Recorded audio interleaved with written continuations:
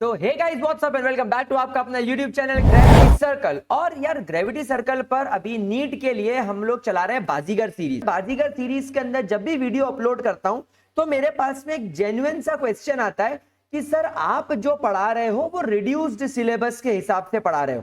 And guys अगर आप लोग इस चैनल पर नए हो तो एक छोटी सी इंफॉर्मेशन आप अपने पास में रख लो। हमारा application gravity circle Google play store पर लाइव हो चुका है। हमारी एप्लीकेशन के साथ साथ हमारी वेबसाइट www.gravitycircle.in भी बन चुकी है जो कि अभी लाइव है। और इसमें क्लास 11th के स्टूडेंट्स के लिए चल रहा है संकल्प बैच एंड क्लास 12th के स्टूडेंट्स के लिए चल रहा है संपूर्ण बैच। इसके अंदर हम लोग 11th एंड 12th लेवल की स्टडी कर रहे हैं और साथ साथ में हम लोग हमारी नीट का फाउंडेशंस भी क्लियर कर रहे हैं। हमारी वेबसाइट और एप्लीकेशन पर आपको टॉपर्स जो कि अभी एम्स जैसे मेडिकल कॉलेजेस में हैं उनके हैंड रिटन नोट्स भी मिलेंगे और मेरे खुद के बनाए हुए हैंड रिटन नोट्स भी मिलेंगे। तो गाइज अगर आपको इस बैच पर ज्वाइन करना है तो आपको वेबसाइट का लिंक डिस्क्रिप्शन बॉक्स में दे रखा है। तो सर अगर नीट के अंदर कंप्लीट सिलेबस आ गया तो आज का वीडियो ना मैं आपके डाउट्स क्लियर करने के लिए बना रहा हूं। तो ध्यान से मेरी बात को सुनना। देखो जब सेशन 21-22 चल रहा था तब यहां पर एनसीईआरटी वालों ने अपने सिलेबस को रिड्यूस कर दिया था।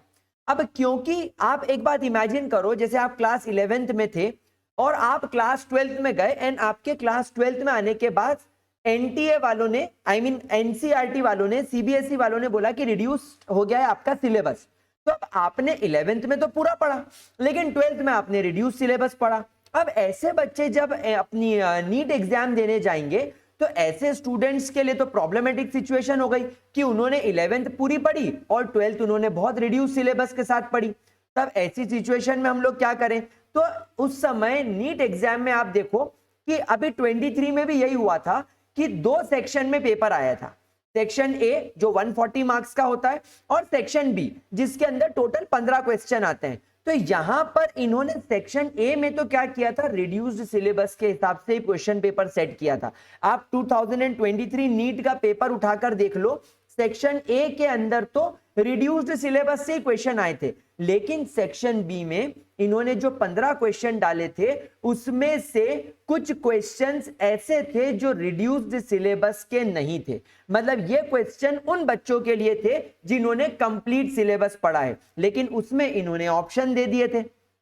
मतलब कि अगर आपने वो रिड्यूस्ड सिलेबस वाला क्वेश्चन पेपर अटेम्प्ट करना है तो आप वो 5 क्वेश्चन छोड़ सकते थे क्योंकि वो 5 क्वेश्चन एक्स्ट्रा थे, वो उस सिलेबस से आए थे जो रिड्यूस नहीं हुआ है। ये वो सिलेबस था जो पुराने बच्चों ने पढ़ रखा है, जो ड्रॉपर्स ने पढ़ रखा है। तो 24 में भी आप चिंता मत करो, यही होने वाला है।